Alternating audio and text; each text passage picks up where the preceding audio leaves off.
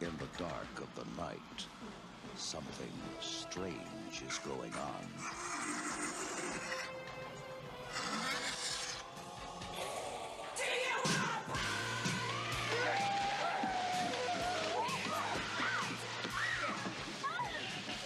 You see that movie, Night of the Living Dead? Sure.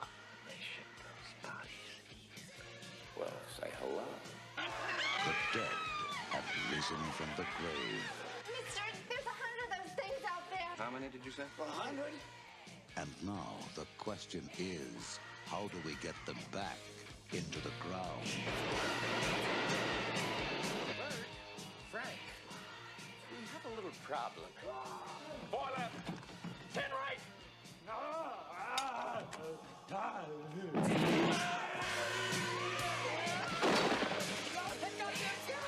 It's all over everything! Stupid asshole! Watch your tongue, boy, if you like this job! Like this job!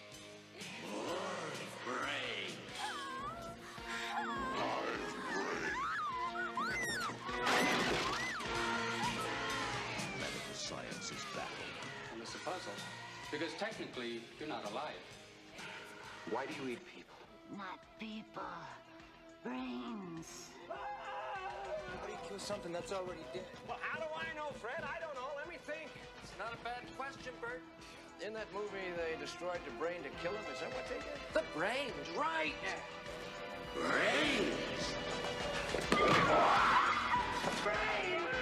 I hit the brain. Oh! Get it off! Get it up! Get it off! Get it off! Get it off! Get it off! The military is nervous. How was your day? Usual crap. The police are confused.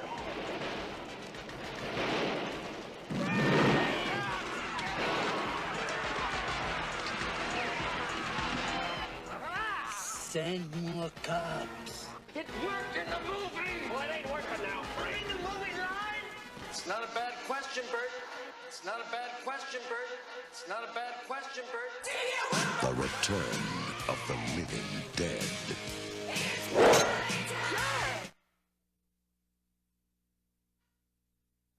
The opinions, viewpoints, and beliefs presented on this program do not necessarily reflect those of the management, the affiliates and broadcast partners, or the sponsors. Listener discretion is advised. Scarefest Radio, the radio you can see.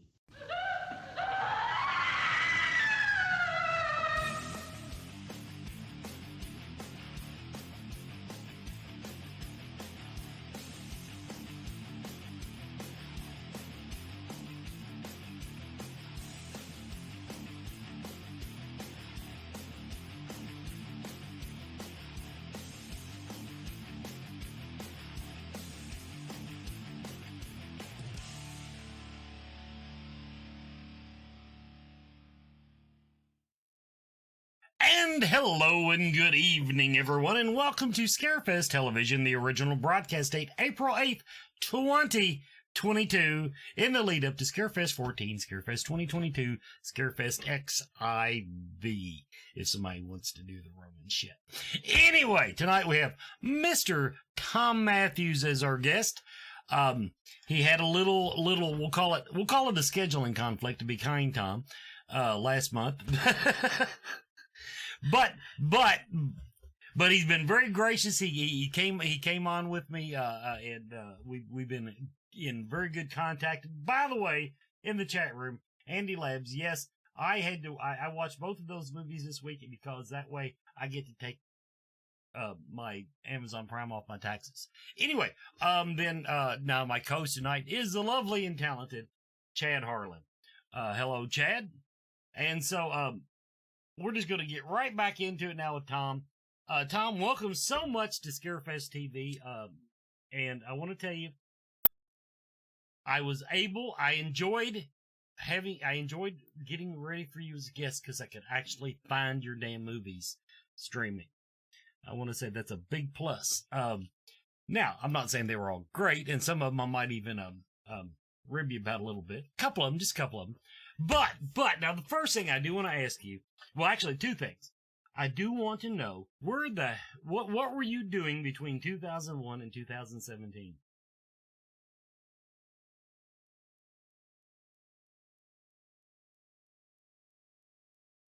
Okay, now everybody, sorry about that. We did not ask anything important during during that little segment there, but basically, apparently, in one of my Zoom meetings, my audio got changed in my settings, and it's something we had not tested.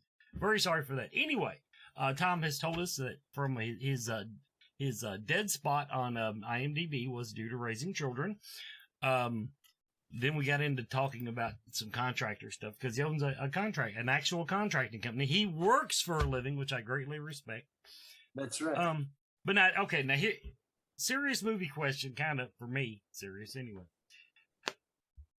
Night of the Living Dead 1, Night of the Living, Return of the Living Dead, sorry, Return of the Living Dead 1, Return of the Living Dead 2. You played the exact same character in both movies, but not the same character. How was that, doing that? They were a little bit, the characters were a little bit different. Freddie was a punk rocker and Joey was just a guy, you know, your average, the guy, kid next door, I guess.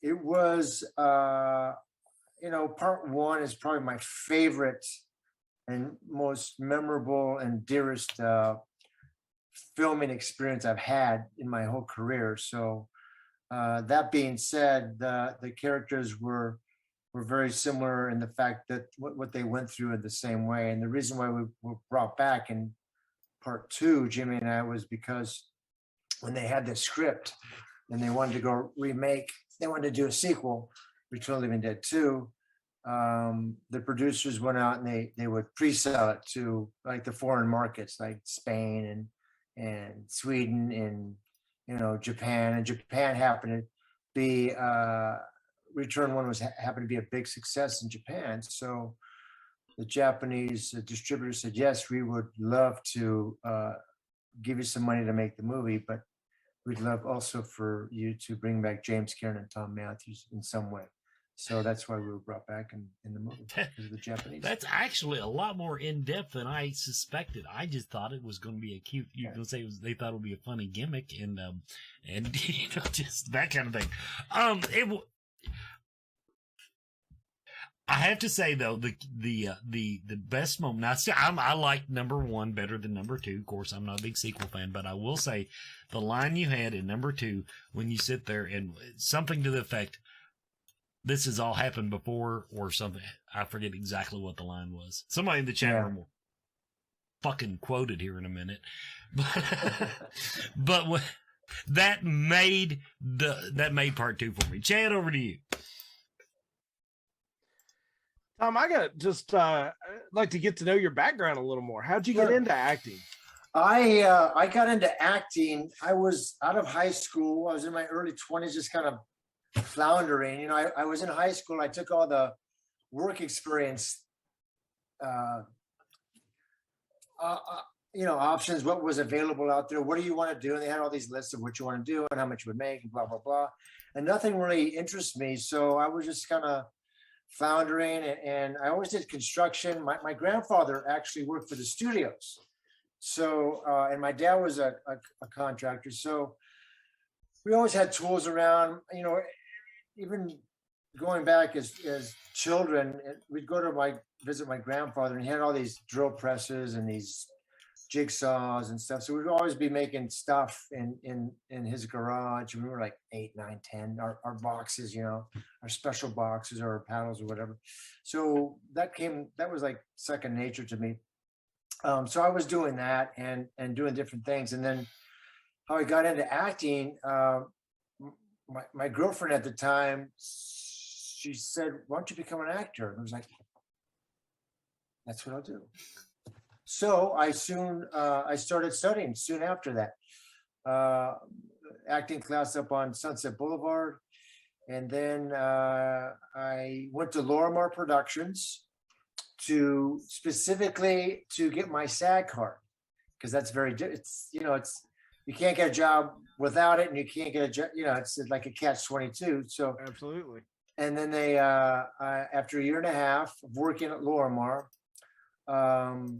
Doris Saba gave me a walk-on on Falcon Crest, and that's how I got my SAG card. And then soon after that, I got a commercial agent. I was doing a ton of commercials. I got like every 10th one I did.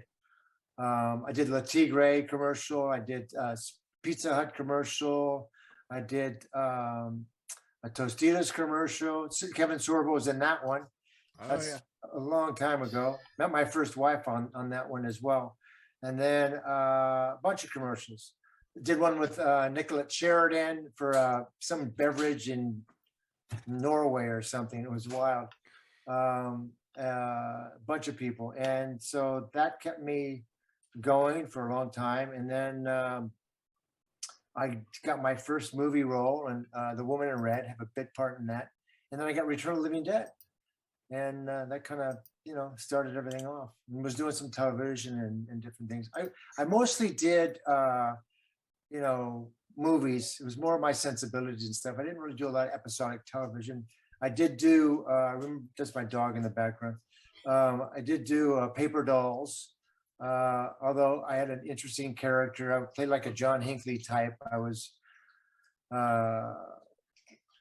stalking all the models and trying to kill them and stuff like that. So that was a lot of fun. But that's how I got started.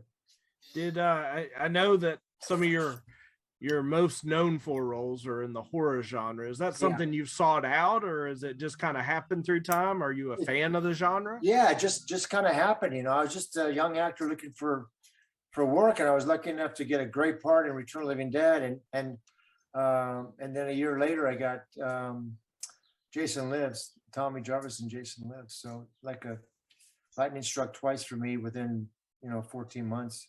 Wow. Because those just amazing.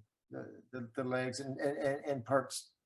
Jason Lives is one of the fan favorites of probably one of the top 3 for sure. Of a bunch of fans and stuff. And now I'm in the game. I did the video game, and that was a lot of fun. And doing the Never Hike Alone stuff now. The Never Hike Alone fan films, which is a whole nother story. But yeah, it just keeps on going. It's been fun. Right. Well, we'll come back and get into a little bit of the fan films in just a minute. But right now, I think we're up on our first break. Let's go ahead and toss to that, and we'll be right back. Okay. Everyone is talking about CBD oil, and it seems like almost everyone is using it. The research is ongoing, but the apparent health benefits are overwhelming. If you're going to use CBD products, though, what brand should you buy? First, find out where the hemp was grown. Imports are flooding the market. How potent is it? Look for a brand that plainly states its concentration on the label. And look for full spectrum CBD. This means the oil contains CBD and all the other cannabinoids, terpenes, and nutrients that are found in the entire cannabis plant. Look for Blue Leaf CBD oil. Blue Leaf Naturals is a Kentucky proud company. They use only Kentucky-grown hemp, supporting Kentucky farmers and businesses. Visit their website at blueleafcbd.com now and use the code SMILE at checkout for free shipping.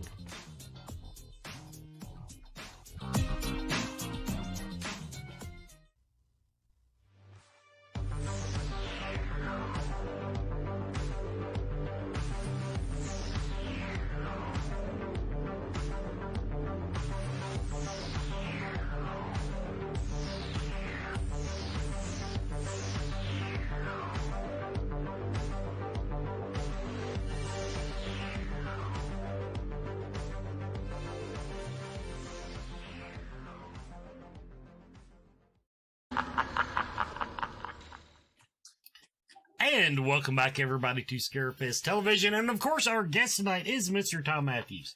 Now I'm going to take you off the usual track that you'll get on these horror podcasts. Let's talk about some of your other movies.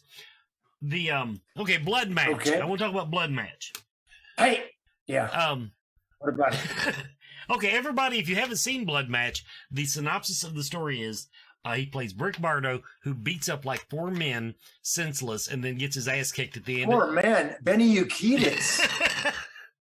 Benny and the Jet, man. He was holding 3 titles at one time in his life, and I kicked his ass. Yeah, but then you get your ass handed to you by a girl at the end of the movie. I do, by a girl. I think you'll like the movie better if you knew it. We shot it in 5 days. Yeah, actually, that drew a little respect out of me because. Yeah, there you go.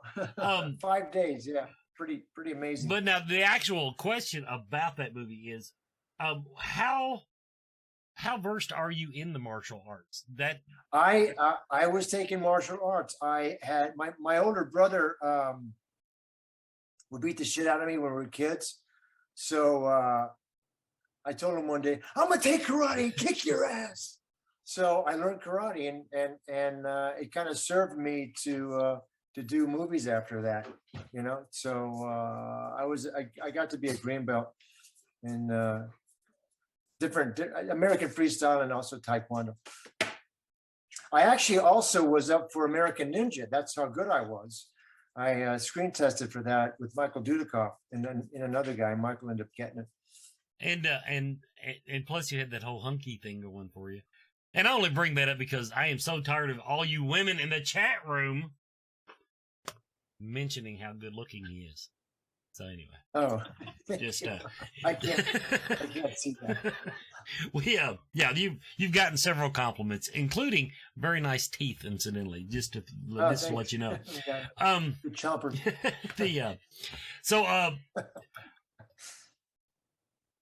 Okay. Were you at that stage of your career? Were you on everybody's short list going in, or did you have to do the whole tell the agent get you every audition you could get to move around in the field? How well did you develop that early in your career, I guess is what I should ask it. How well did I develop working or? Yeah, I mean, you've got a diverse portfolio here. I'll put it to you that way. But the main thing is it's a full portfolio. Yeah. A lot of those, there's 11 Albert Pune movies. So he would use me all the time. And I really enjoyed working with Albert because he would let me, you know, get creative and kind of come up with character development on my own. And, you know, it was fun. Like Down Twisted, for example. That's with Kerry Lowell and Charlie Rocket. We shot that down in Mexico. That was a fun movie to make. Very entertaining. So it was just like for example, that character, when he gave me the script, the character was scripted as 240, dark-haired, muscle-bound, you know, guy. So I was working out, and then before I went down to Mexico, I dyed my hair black. It was like, oh man, the coloring didn't look right on me. So then I just bleached it out white, and I didn't tell the director, and I just showed up in Mexico, and I got a blue suede jacket that I found that was really cool. I mean, my character's name was Demolis, so that just kind of conjured up all kinds of images for me. So I just went down to Mexico with my hair bleached out white, and he didn't recognize me. I said, "It's Demolis." He goes, "Oh, I love it." So that's what we ended up going with. So that was a lot of fun. So that was I did, I kept busy. It was good. Okay, now next question. Now this all my questions are weird left field shit. Warpath. I watched Warpath last night. Okay. Now, I did not see in your IMDb, but you might correct. Did you have you done other westerns? I'm going to start the question that way. I have not, but you think I would. Also, if you haven't seen Warpath, it's my first on-screen song. Yes, and I was going to invite you. Make sure you did karaoke with us this year. Yes, that'll be fun. But I was so terrified of singing on camera. I tried to talk the director out. I said, "Look, I'm not a singer, and you don't want me singing in your movie." I said, "Because no, it's going to be it's very important for the character." So it was a folk song, and I told him I couldn't do it. I canceled because there was an overlap in schedule, and he ended up pushing the schedule a week so I would do it. And I finished a movie on a Saturday night, flew out to Detroit, and then drove to the set, which was in the suburb of Detroit. And guess what the first scene was? that was up that I shot. It was the freaking song. We got that out of the way. But I also told him, I said, look, I you know, it's scripted as it's scripted what the character, it says what he lacks in talent, he makes it for enthusiasm. I said, but they're not going to read that. They're just going to see Ozzy singing. But that's kind of how I played it, you know, off the cuff and with a little bit of charm. I think it came out pretty good. It came out so good. I keep it on my tape, actually. I actually do not blame you. It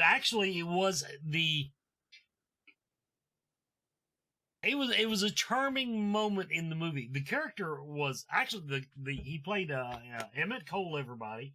The character itself being a rough ass redneck bounty hunter type. That's right. He you came across after the first scene or two as very likable. And that's, I mean, okay, some of that's scripting, and I'm going to chalk some of it up to your acting. But that moment in the film, like you said, taking it lighthearted, I think it worked very well. Thank you. Now, I'm not going to, I'm going to be real nice here. The only thing, although, now, okay, your co-star, I'm going to go there real quick. What was her name? I done forgot. Played the cute blonde. She was absolutely lovely in the part. Yeah. And but if I had to critique the movie on anything, it was beyond you two. It was the casting in the movie. I'm just going to leave it there and see if you nod your head if you think you know what I'm talking about. Yeah. All the I understand all the extras and co-stars. And also you know and where was that actually filmed? Just outside of Detroit. Okay. They rented this 20-acre field from this guy, and they just kind of shot it.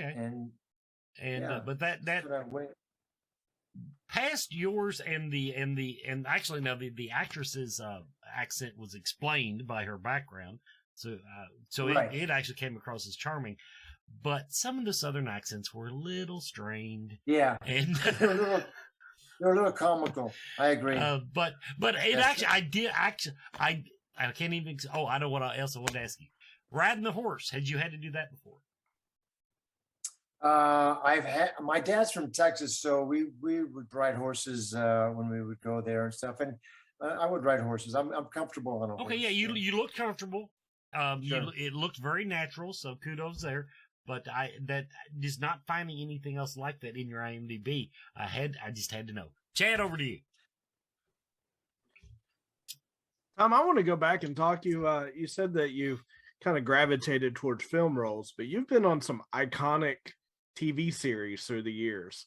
And I just wonder, you've been on Dynasty, Falcon Crest, ER. Are there any experiences on any of those that really stood out? Those are all kind of, I think I had a recurring, I did 2 episodes of Dynasty. I got my SAG card, as I mentioned earlier, on Falcon Crest. And then ER, Mimi Leder directed that one, who also ended up casting me in DreamWorks' first movie, A Peacemaker. So I'd worked with her on that as well. The ER bit, funny story, I was doing a movie for Albert Pune, and I was a swimming coach in the movie. And I get on set, and there's 6 girls, teenagers, and I'm the coach. I was probably in my 30s, I guess, maybe. And they hated me. They freaking hated me. I was like, what the hell? I get these bad vibes. I don't know what the hell's going on, So, I would show up day 3, and like day 4, one of the girls comes up, she goes, oh my God, I'm so sorry. We've been freaking out because I just realized you were the cop on ER, and I saw that. And I freaking hated you because in ER, I beat my wife. I was a cop and I beat my wife, and we were at the ER. And then in the episode, one of the last scenes is I'm going into the ER because my fellow cops, my colleagues had beat the crap out of me. And so they saw that episode, they hated me. So it was better after she realized, what was going on. Well, I guess that's kind of the ultimate compliment if they they associate you that closely with a character. Yeah, exactly. It was, but it was a weird couple of days. I couldn't figure it out. Well, that's are there any other? I know you've done a lot of TV roles. Are there any other? Yeah, I did. Kind of stand out? Paper Dolls. That was fun. That was a series. After they cast me, it was going to be a regular. It only lasted 13 episodes. Yeah. What else? I don't know. I don't remember. What else besides that? I have to look at my credits. I know you have an amazing memory about what goes on a lot of these sets, especially with as many credits as you have. So it's very interesting hearing some of these backstage stories. So, but we are getting we're just a little early, but we're gonna go ahead and throw over to the next break, and we'll be back in just a minute. And we'll have celebrity announcements right after the break.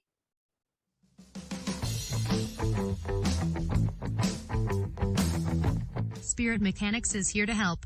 Their background includes many different specialties across the metaphysical spectrum, including alchemy, shamanism, Celtic witchcraft, angelic magic, astral travel, and more. With over 30 years combined experience in the group, you can be confident in their ability to help. If there is a question you have that you cannot answer, they will do their best to assist you.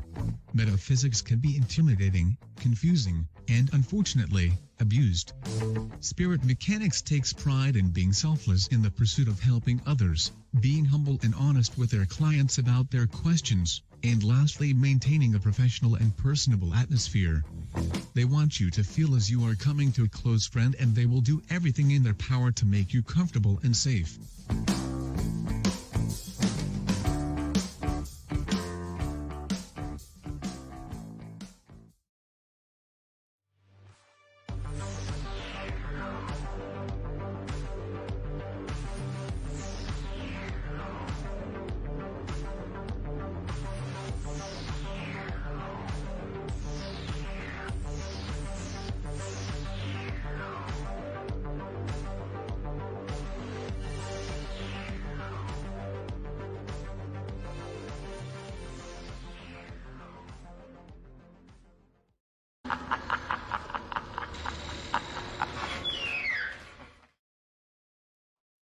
And our Facebook fans, you knew it was coming. You saw it coming. That, and we telegraphed it like a month ago. Robert England is coming to Scarefest 2022. We've got Robert coming back. He was there. Scarefest 10, I believe it was.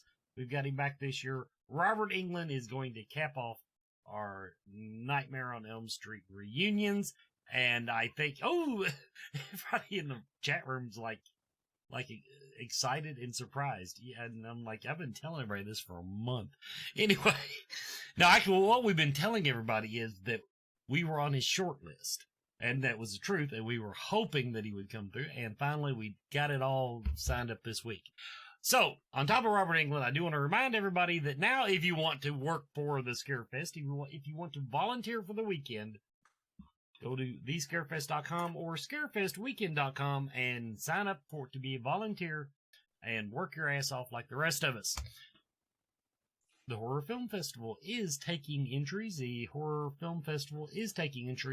I was watching some of them today, as a matter of fact. I was doing my little judges thing, and I've started doing that. We are already, 60. We're already at 60-some entries. Wow. It was so amazing last year. I can't wait to see what it ends up being. That makes it harder because we have to pick the good ones out of all of them. Anyway.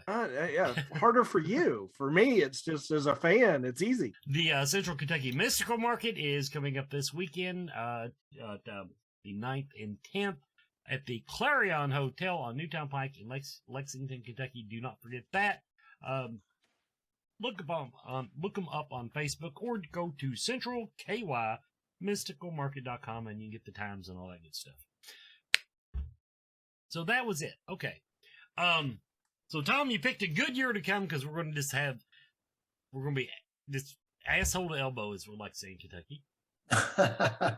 That's awesome. I'm glad Robert's going to be there. I mean, he treats the fans like he takes the time with them, you know, and it just everyone has so much fun. It's just, I'm really excited to be there this year as well.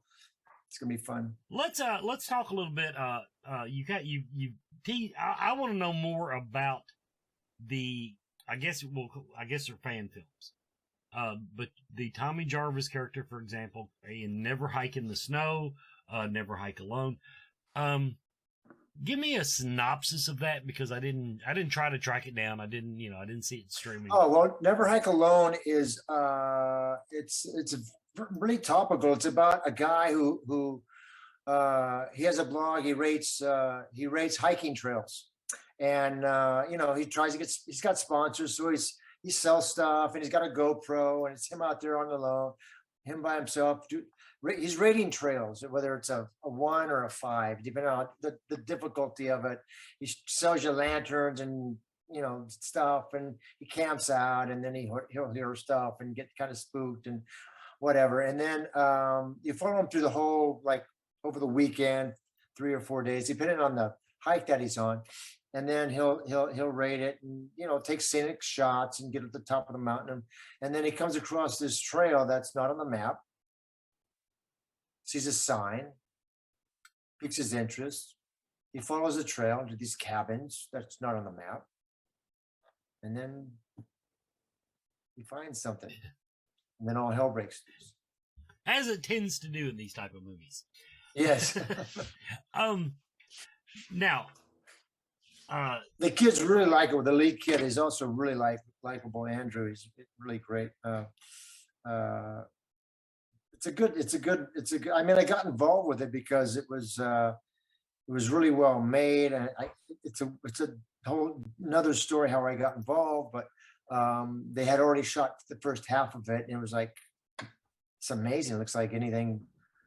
The production value was amazing. So I said I'd be happy to do something, and then we found something for me at the end of that was already written that they had, because they actually had shot it chronologically, so I was able to see the first half of the movie. And Andrew was great, and the effects were great, and and then we did. I told Vincent DeSante, the writer, director, creator of Womp Stomp Films, I said, we got to get Vinny Gustafaro in, because he lived. I left him locked up in the jail cell in Jason lives, so we brought him back in, and he makes an appearance in Never Hike in the Snow, and then we're going to shoot Never Hike Alone 2 next couple of months. We're doing a read through here at my house on Sunday, the script that we have, just to see how it flows and stuff like that. Make changes as we need to. Now, this is something I need to learn to start asking my guests before they come on. Looking back at your obviously fairly impressive or lucky, whatever your viewpoint on it is, what role are you most proud of? I think, Freddy in Return of the Living Dead, because I mean,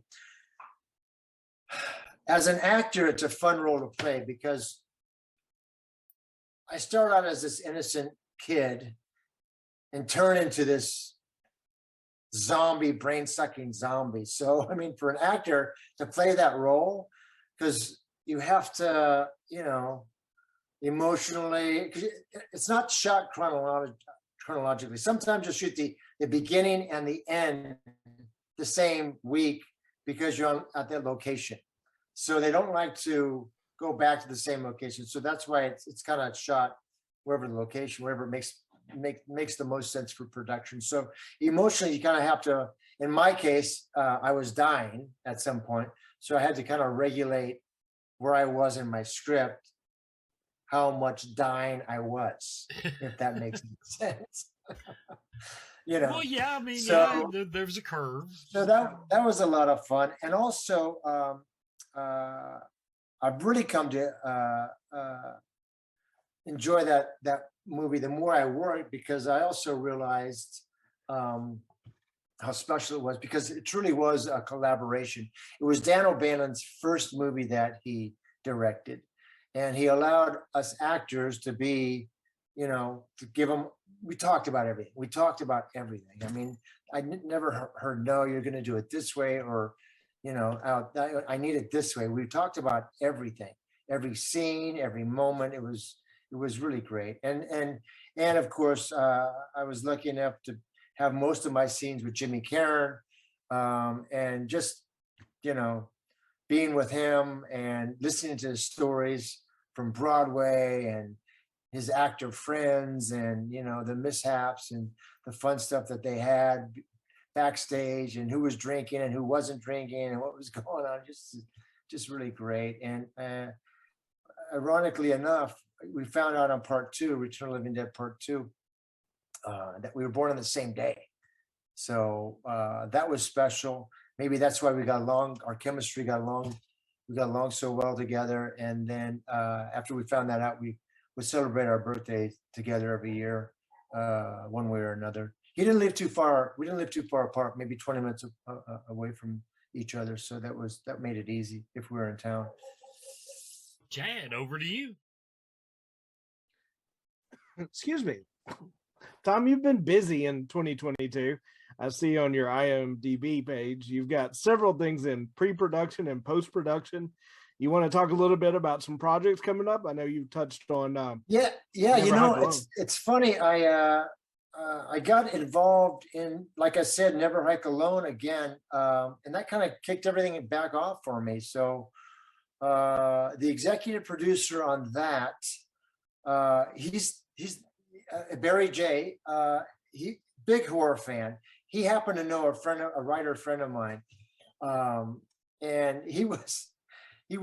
Barry was torturing my friend because Barry's a huge horror fan, and when he found out my friend knew me, he's just like stalking him for like 6 months, and my friend just like, please, would you just have lunch with this guy or dinner because he's just killing me.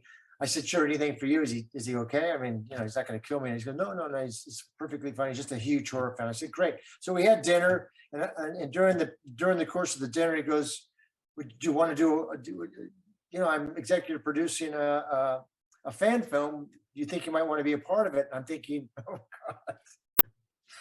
God, my career's really hit bottom. Jesus Christ, a fan film. I said, and I'm thinking, that's what I'm thinking to myself, but I'm being nice. And I said, sure.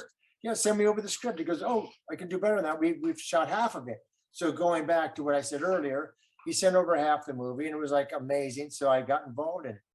And then because of that, he Barry J. wrote and directed a movie called Killer Therapy, which is on my IMDb page.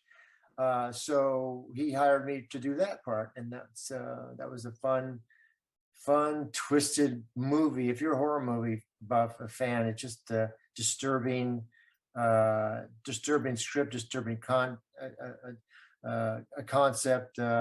Basically, my wife and I, we have a child, and my wife is adopted, so we don't know her medical history. My son is out of step of sorts, so we put him in therapy, and over the years, and unbeknownst to us, these awful things are happening to him in therapy, and it kind of acerbates his condition, and he ends up killing my wife, and he ends up watching me die, and he turns out to be a serial killer, and it just kind of, he's out there in the world at the end.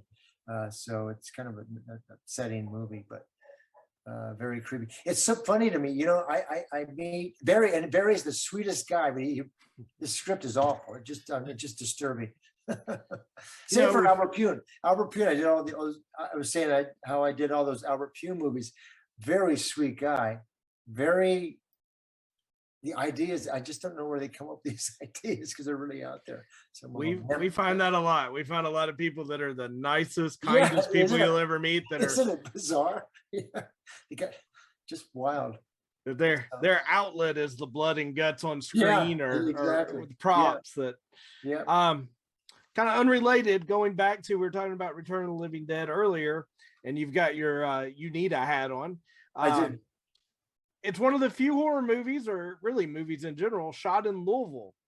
Do you know any of the backstory about how that location was chosen, and did you shoot there, or was it shot somewhere else? Yeah, well,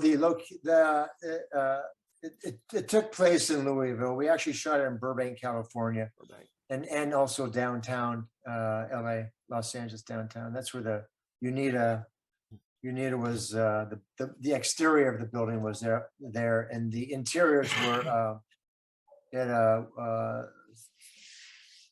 warehouse that they had rented and made those the interiors and stuff like that. But that was all shot in LA. It's always interesting because, like I said, it's not a real common location. So yeah, Miguel Nunez, which I found out maybe 10 years ago, he was homeless at the time. He was sleeping in his car when he was shooting that. Yeah. So and he went on to some interesting. He's come a long TV way. shows. Yeah, he's busy. So, like I said, you've got some other movies coming up. Anything else you want to touch on? Yeah, I'm really excited about Go Away. Love the script, and Tuesday nights in that we play husband and wife. Also, Felissa Rose is in that. She plays Tuesday's sister, and she's the drinker of the family, and she's loudmouthed, and she's very promiscuous, and all that stuff. Fun characters to play. She's just great to be around anyway. Is in it as well, so I can't wait to see that. Really great poster. So they're in post production right now, working on the soundtrack and stuff like that. So that should be fun. Yeah, and then I did another movie called what's it called? Final Summer. Sorry, I was thinking of the Final Summer is the name of the movie, and it takes place in Camp Silver Lake, not Camp Crystal Lake, but it's very Friday the 13th-esque vibe. There's campgrounds and there's a lake and a lot of murders going on.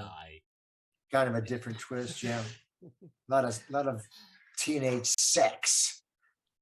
We'll definitely be looking forward to those. Okay. And Tuesday and Felicia will be at Scarefest with you. So awesome. Great.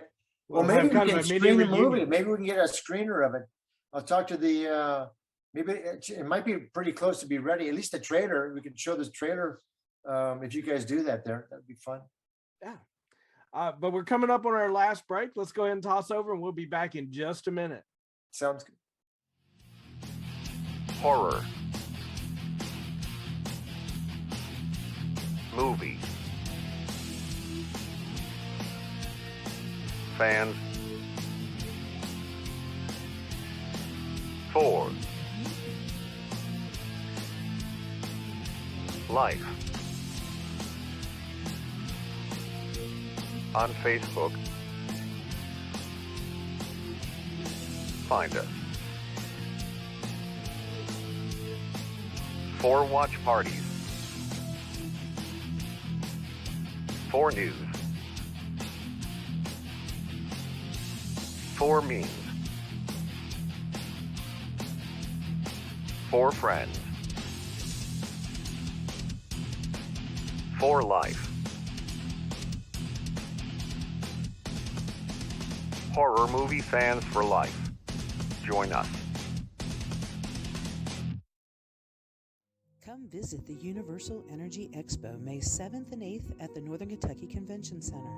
Meet special guests, TikTok celebrity Madam Adam, published author Patty Wigington, psychic mediums the Connor sisters, and paranormal investigator Spirit Mechanics. Over 100 readers, healers, and vendors. Admission also includes door prizes and all workshops. The Universal Energy Expo. Come curious, leave enlightened.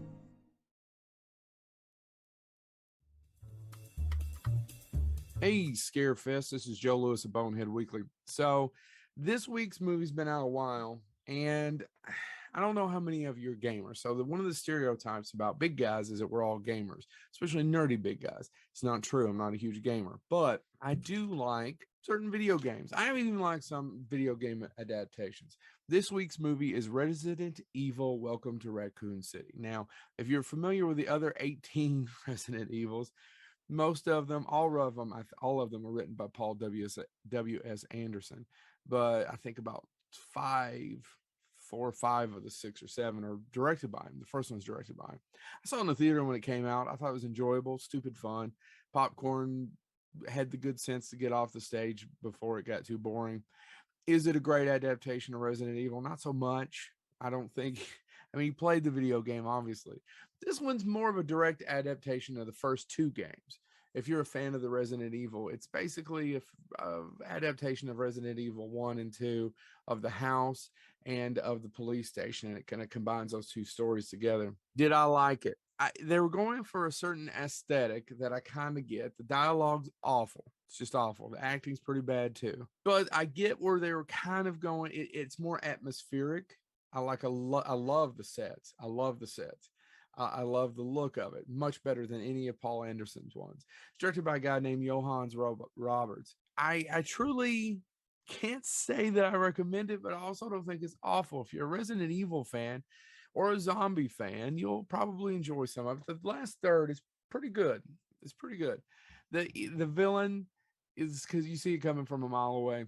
And the monster at the end, the last big monster, was really cool. It made me think of a movie called Leviathan. That was one of the 3 underwater creature feature movies that came out in 1989, and I did a review of those for the earlier Scarefest. So, welcome to Raccoon City, Resident Evil. It's not on any streaming service. You have to pay for them. I actually got it at Redbox. I wanted to see it in the theater and didn't get a chance to. It's one of those that I want to tell you to go see, but it's also so dumb. I will gently push you to watch it if you like zombies and you like Resident Evil. It's about 20 minutes too long. It shouldn't be that long. There's some cool scenes in it. Acting's awful. Dialogue's awful. It really doesn't make any sense. I do like one aspect, and I'll end with this. They set it in the 90s, which is cool because that's when the video games came out. And it makes more sense of, well, how are they going to, well, they can't look it up on the internet cell phones. I like that part about it. I like the music. Go out if you get a chance and see Resident Evil Raccoon City. I'm giving it kind of a slow little kind of maybe. This has been Joe Lewis of Bonehead Weekly. I'm sorry, I just can't tell you to go see it because it's not that good, but it's not awful. It's dumb fun.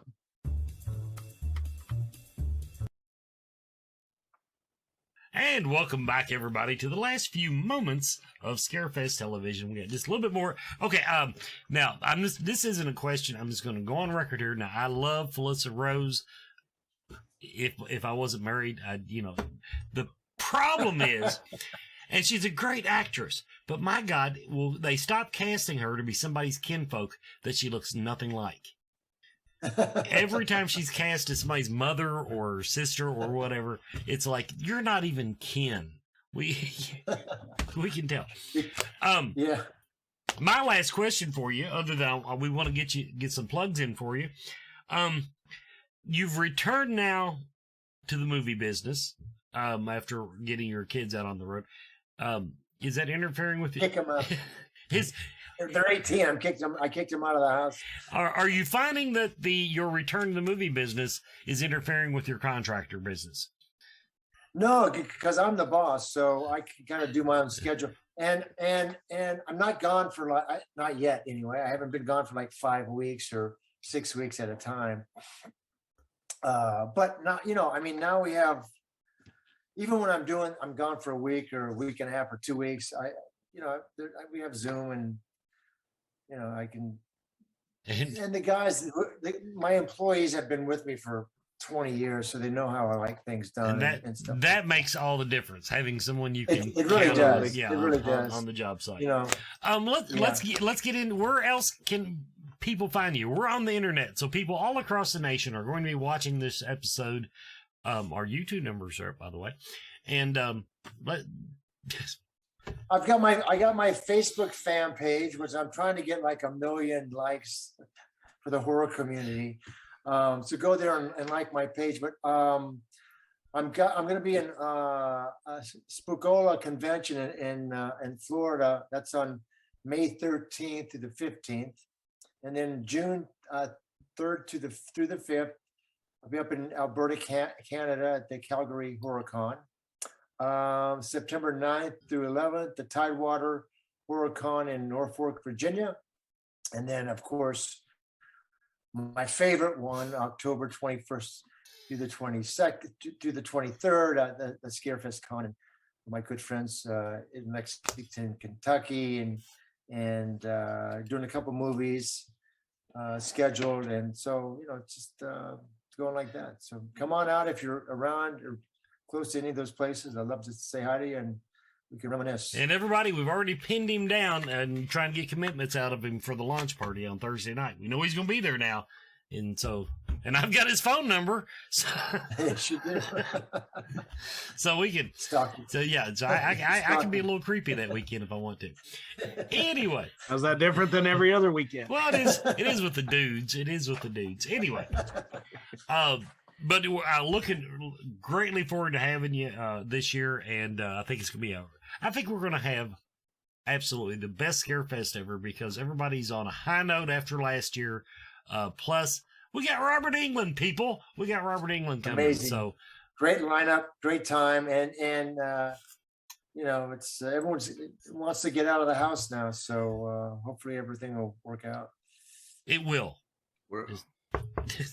Do the old Kentucky thing and knock on Formica because nothing's made out of wood anymore. Anyway, everybody, this has been Scarefest Television. I hope you enjoyed tonight. Sorry for the little audio glitch at the beginning, but we made sure you didn't miss anything important. See you next week. Thank you all. Take care.